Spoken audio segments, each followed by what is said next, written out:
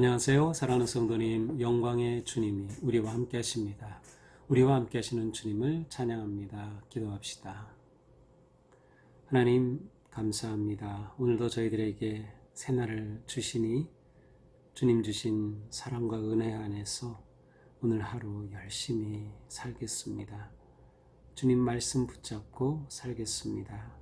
주님의 선하신 인도하심 따르겠습니다. 오늘도 주시는 말씀을 저희들이 기대하며 바라봅니다.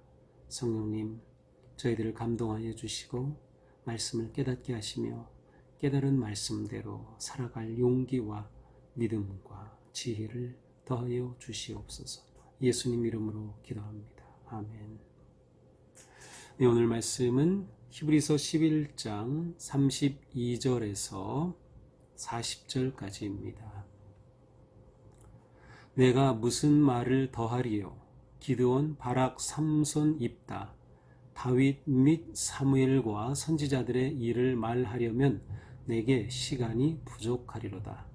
그들은 믿음으로 나라들을 이기기도 하며 의를 행하기도 하며 약속을 받기도 하며 사자들의 입을 막기도 하며 불의 세력을 멸하기도 하며 칼날을 피하기도 하며 연약한 가운데서 강하게 되기도 하며 전쟁에 용감하게 되어 이방 사람들의 진을 물리치기도 하며 여자들은 자기의 죽은 자들을 부활로 받아들이기도 하며 또 어떤 이들은 더 좋은 부활을 얻고자 하여 심한 고문을 받되 구차히 풀려나기를 원하지 아니하였으며 또 어떤 이들은 조롱과 채찍질 뿐 아니라 결박과 옥에 갇히는 시련도 받았으며 돌로 치는 것과 톱으로 켜는 것과 시험과 칼로 죽임을 당하고 양과 소의 가죽을 입히고 유리하여 궁핍과 환난과 학대를 받았으니 이런 사람은 세상이 감당하지 못하느니라.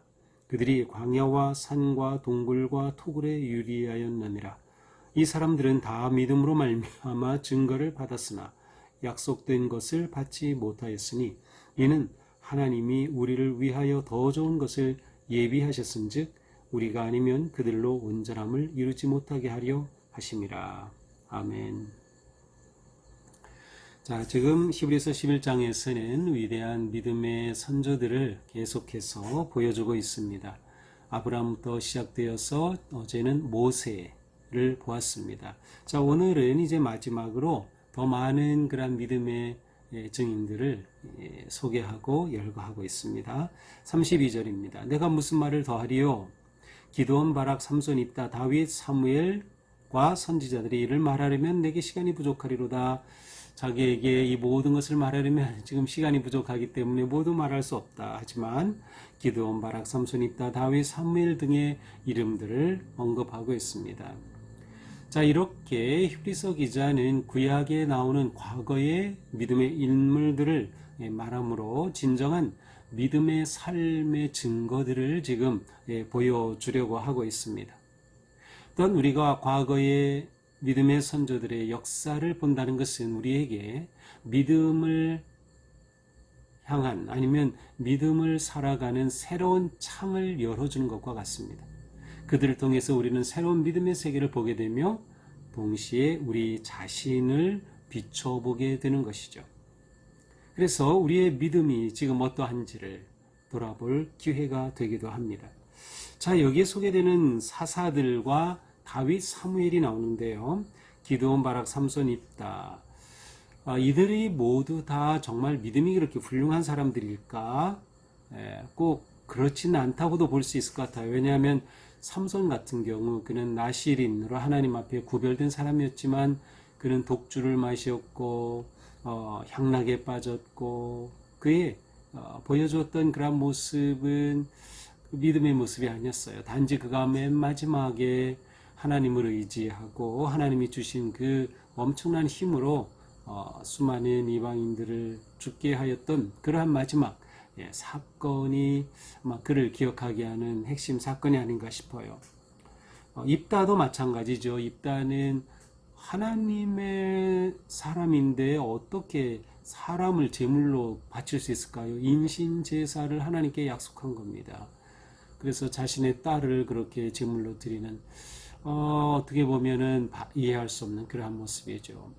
그러나 히브리서 기자는 이렇게 구약에 그 당시 사람들이 쉽게 떠올릴 수 있는 믿음의 사람들의 어떤 그러한 이름들을 이렇게 쭉 열거하고 소개하면서 진정한 믿음의 삶이 무엇인가로 초대하고 있습니다.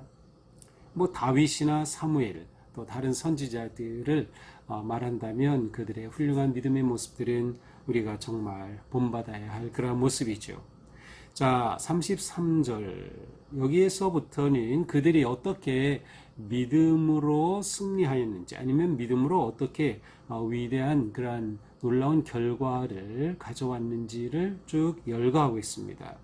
믿음으로 나라들을 이기기도 하며 전쟁에서 이기죠. 의를 행하고 정의롭게 행합니다. 약속을 받기도 하고 그렇죠. 하나님의 언약의 약속을 받습니다. 다윗 같은 경우 또한 하나님의 놀라운 언약을 받죠. 사자들의 입을 막기도 하고 다니엘의 세 친구들은 사자 굴에 던져졌지만 아무런 해도 입지 않고 살아나올 수 있었고요.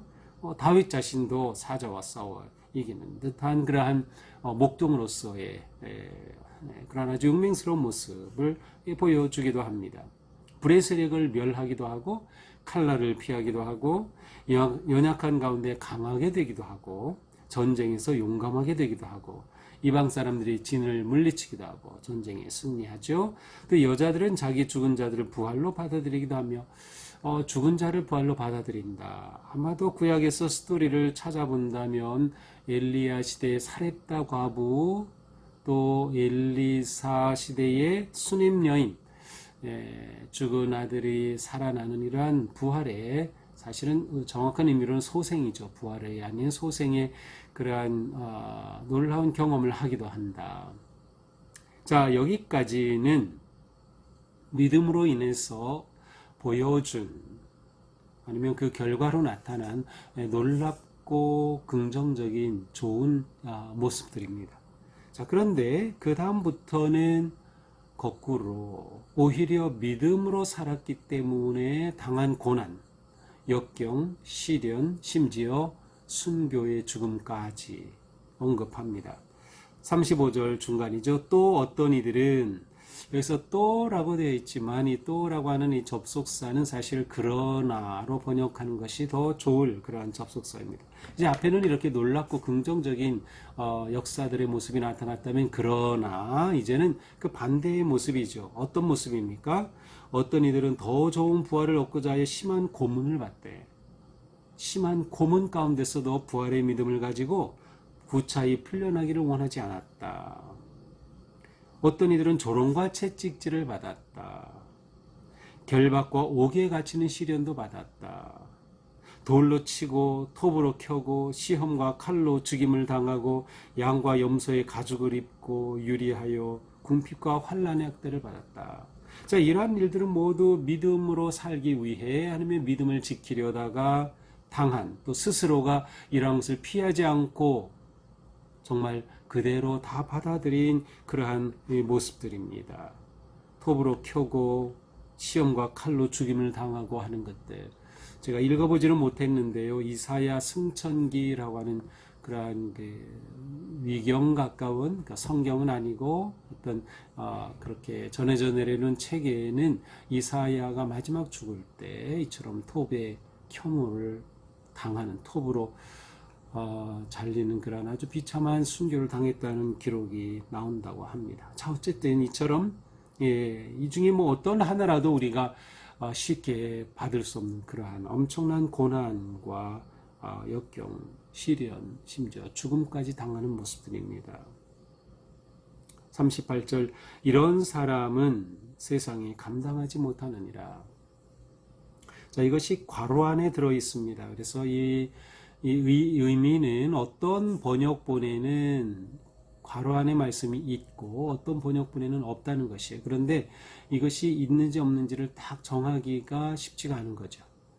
그러니까 원래 기록한 원본이 있겠죠. 그러나 원본은 우리가 하나도 가진 것이 없어요. 그것을 기록해서 전해준 사본이 전해지죠. 그런데 오래된 사본 중에는 이 부분이 들어있는 것도 있고 없는 것도 있고 둘 다 권위를 가지고 있는 사본이다 할 경우에 이런 식으로 괄호 안에 넣어놓습니다. 세상이 감당하지 못하느니라. 자, 직역하면 세상은 그들에게 합당하지 않다라는 뜻인데 여기서 감당이라고 하는 뜻은 가치와 연결이 되는 단어예요. 가치. 그러니까 세상의 가치로서는 이러한 믿음의 사람들을 받아들일 수 없다라고 하는 그러한 뜻입니다. 그러니까 세상이 감당하지 못한다. 그들이 광야와 산과 동굴과 토굴에 유리하였느니라. 세상이 그들을 감당하지 못해요. 감히 그들을 품을 그러한 세상이 되지 못하죠. 그래서 그들은 동굴과 토굴과 산에서 유리하며 그렇게 고난의 삶으로 믿음을 지켜냈습니다. 이 사람들은 다 믿음으로 말미암아 증거를 받았으나 약속된 것을 받지 못하였으니, 자, 이 사람들은 믿음으로 증거를 받았다. 증거를 받았다는 것은 인정을 받았다. 하나님으로부터 그들이 정말 신실한 믿음의 사람, 하나님의 사람이라고 하는 인정을 받았다는 것이에요. 그런데 문제가 뭡니까? 약속된 것을 받지 못하였다. 약속된 것이 무엇일까요? 40절에서는 이렇게 말씀합니다. 이는 하나님이 우리를 위하여 더 좋은 것을 예비하셨어. 우리를 위해서 더 좋은 것을 예비하신 그것, 약속한 그것을 그들은 받지 못했어요. 그 말은 우리는 받았어요. 뭘까요? 우리가 아니면 그들로 온전함을 이루지 못하게 하려 합니다. 이 말씀은 우리가 아니면 그들이 온전해질 수 없다, 그런 뜻이 아니라 우리의 삶이 그들을 향한 하나님의 약속이 성취된 증거가 된다, 그런 뜻입니다. 자, 그렇다고 하면 그들이 약속된 것을 받지 못했다고 하는데 약속된 것이 무엇일까요? 바로 이것은 우리에게 다가오신, 찾아오신 예수 그리스도입니다. 하나님께서는 우리를 위해 이 약속된 메시아 그리스도를 보내주셨어요. 우리를 위한 진정한 대제사장이 되신 그분이 오셔서 자신을 제물로 드려 우리를 하나님께로 인도한, 그래서 이 세상이 율법으로 주어졌던 모형과 같은 모델하우스가 아니라 진짜 하나님의 나라를 경험하고 살아가는 놀라운 일을 열어주신 그분, 바로 예수 그리스도입니다. 그렇습니다. 믿음의 선조들은 믿음으로 그렇게 놀라운 삶을 살았지만 하나님이 약속하신 예수 그리스도를 보지는 못했습니다. 그러나 우리는 받았어요. 왜? 하나님께서 우리를 위해 더 좋은 것을 예배해 주셨다는 겁니다. 우리를 위하여 우리를 생각해 주셔서라는 뜻이에요. 그러니까 우리가 지금 얼마나 하나님의 큰 사랑과 은혜 안에 있느냐라고 하는 것을 말해 주는 것이죠. 하나님께서는 우리를 생각하셔서 메시아 예수 그리스도를 우리에게 보내주셨으니 그 훌륭한 믿음의 사람들조차 보지 못한 하나님의 약속하신 그분을 우리는 이렇게 보았고, 그분 안에서 우리가 구원함을 얻고 하나님의 자녀의 삶을 살게 된 것이죠. 이렇게 하나님은 우리를 위해서 더 좋은 계획, 더 좋은 대제사장, 더 좋은 길을 열어주셨다. 그러니까 무슨 뜻이에요? 그러니 믿음을 지켜가자는 겁니다. 고난과 위기 속에 자꾸 이 믿음을 떠나고 유대교로 돌아가고 배반하려고 하는 이런 상황에서 아니다, 우리에게 이 놀라운 은혜를 주셨으니 우리의 믿음을 지켜가자라고 하는 거예요. 이렇게 우리의 선조들은 약속을 보지 못했음에도 불구하고 그것을 바라보면서 그렇게 믿음의 삶을 살았거든. 하물며 우리는 약속을 받은 자들이 아니냐, 우리의 믿음을 지켜가자라고 하는 것이죠. 자, 오늘 말씀을 보면서 우리는 믿음의 본질이 무엇인가를 진지하게 생각하게 됩니다. 믿음으로 살아갈 때 우리는 대개 성공과 복을 원하고 기대합니다. 우리가 원하는 것은 자연스럽고 기대할 수 있어요. 그러나 우리가 믿음으로 살려고 할 때 항상 성공과 승리와 기쁨만 있는 것은 아니다. 때로는 우리에게 고난과 역경과 심지어 순교와 같은 그러한 희생도 우리에게는 있게 된다. 그래서 믿음이 우리에게 가져오는 것은 이 두 가지 모두라고 하는 것을 우리는 늘 볼 수 있어야 합니다. 오히려 더 나아가서 고난과 희생은 믿음의 절정이라고도 할 수 있어요. 이것은 오늘 우리들에게 아주 큰 도전입니다. 왜 세상이 믿음의 사람들을 감당하지 못할까요? 바로 믿음의 사람들은 세상과는 다른 가치관을 가지고 살기 때문에, 오직 하나님을 의지하고 하나님의 말씀이 삶의 기준이 되고 하나님의 뜻을 추구하는 삶을 살기에 세상은 믿음의 사람들을 감당할 수 없는 것이다.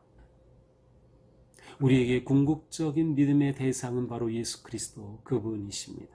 우리는 예수 그리스도를 신뢰하고 믿고 소망하기에 믿음으로 고난도 당할 수 있는 거고요. 물론 믿음으로 승리하기도 하고요.